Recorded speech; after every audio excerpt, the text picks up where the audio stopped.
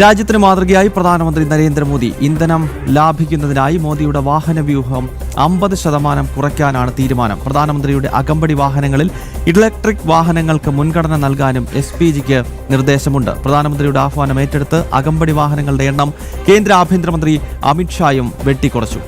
ദിലീപ് ഡൽഹിയിൽ നിന്നും വിശദാംശങ്ങൾ നൽകാൻ തയ്യാറാണ്. ദിലീപ്, കഴിഞ്ഞ ദിവസം പ്രധാനമന്ത്രി നരേന്ദ്രമോദി രാഷ്ട്രത്തോട് ജനങ്ങളോട് ആഹ്വാനം ചെയ്തിരുന്നു, ചെലവ് ചുരുക്കണം, വലിയ സാമ്പത്തിക പ്രതിസന്ധി ലോകമൊട്ടാകെയുണ്ട്, അത് നമ്മുടെ രാജ്യത്തെ ബാധിക്കാതിരിക്കാൻ ചില നിർദ്ദേശങ്ങൾ അദ്ദേഹം മുന്നോട്ട് വെച്ചു. ഇപ്പോൾ അദ്ദേഹം തന്നെ നമുക്ക് മാതൃകയായിരിക്കുകയാണല്ലോ.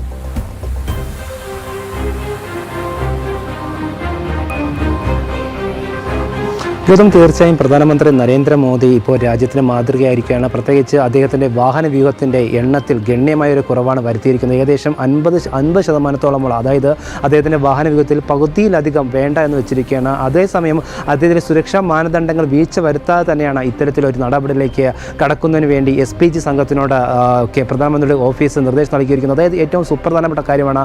പ്രത്യേകിച്ച് പശ്ചിമേഷ്യയിൽ നടക്കുന്ന സംഘർഷം നമുക്കറിയാം. ആ ഒരു സാഹചര്യത്തിലാണ് പ്രധാനമന്ത്രി കഴിഞ്ഞ 2 ദിവസം മുമ്പ് രാജ്യത്തെ ജനങ്ങളുടെ ഒരു അഭ്യർത്ഥന നടത്തിയത്. നിലവിൽ ഇപ്പോൾ യാതൊരു പ്രശ്നമില്ലെങ്കിൽ പോലും ഈ സംഘർഷ സാധ്യത, അതായത് യുദ്ധം ഇതേ രീതിയിൽ മുന്നോട്ട് പോകുന്നുവെങ്കിൽ, അതായത് ഏകദേശം 2 മാസം വരെ ഇതേ രീതിയിൽ മുന്നോട്ട് പോകുന്നെങ്കിൽ സ്വാഭാവികമായിട്ടും ദൗർലഭ്യം ഉണ്ടാകാനുള്ള സാധ്യതയുണ്ട്.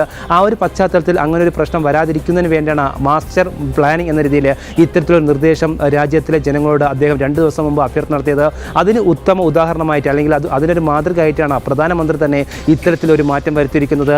പ്രധാനമന്ത്രി മാറ്റം വരുന്നതിന് പിന്നാലെ കേന്ദ്ര ആഭ്യന്തരമന്ത്രിയും അതോടൊപ്പം തന്നെ കേന്ദ്രമന്ത്രിയായ JP നഡ്ഡയും ഇത്തരത്തിൽ തങ്ങളുടെ വാഹന വ്യൂഹത്തിൻ്റെ എണ്ണം കുറച്ചിരിക്കുകയാണ്. അതേസമയം പ്രധാനമന്ത്രി ജനങ്ങളോട് അഭ്യർത്ഥിച്ചത് ഇക്കാര്യങ്ങളാണ്. പൊതുഗതാഗതത്തിലേക്ക് പരമാവധി എത്തുക, അതോടൊപ്പം തന്നെ സ്വകാര്യ വാഹനങ്ങൾ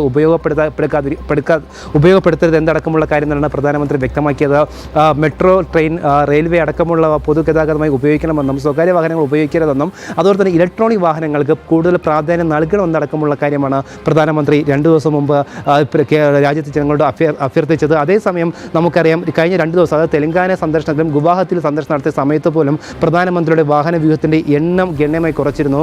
പക്ഷേ കഴിഞ്ഞ ദിവസമാണ് ഈ ഒരു നിർദ്ദേശം SPG വിഭാഗക്കാർക്ക് നൽകിയത്. അത് തന്നെയാണ് ഏറ്റവും ഉത്തമമായ ഒരു നിർദ്ദേശം, പ്രത്യേകിച്ച് ഒരു മാതൃകാപരമായ നിർദ്ദേശം. എന്തായാലും ഇതിന് പിന്നാലെ രാജ്യത്തെ ഒട്ടനവധി പേർ പ്രധാനമന്ത്രിയുടെ ഈ ഒരു മാതൃകാപരമായ നടപടിക്ക് പിന്നാലെ ഒട്ടനവധി പേർ പൊതുഗതാഗതവും അതോടൊപ്പം തന്നെ മറ്റു രീതിയും ഫോളോ ചെയ്യുമെന്നാണ് പ്രതീക്ഷിക്കുന്നത്.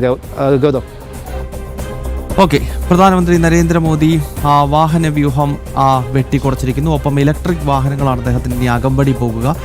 ചെലവ് ചുരുക്കലിൻ്റെ ഭാഗമായിട്ടാണ് അദ്ദേഹം ഇത്തരം ചില കാര്യങ്ങൾ സ്വന്തം ജീവിതത്തിൽ തന്നെ മാതൃകയാക്കിയിരിക്കുന്നത്. ഇതിൻ്റെ ഭാഗമായി കേന്ദ്ര ആഭ്യന്തരമന്ത്രി അമിത്ഷായും അദ്ദേഹത്തിൻ്റെ വാഹന വ്യൂഹം വെട്ടി കുറച്ചിട്ടുണ്ട്. ദിലീപാണ് വിശദാംശങ്ങളുമായി ചേർന്നത്.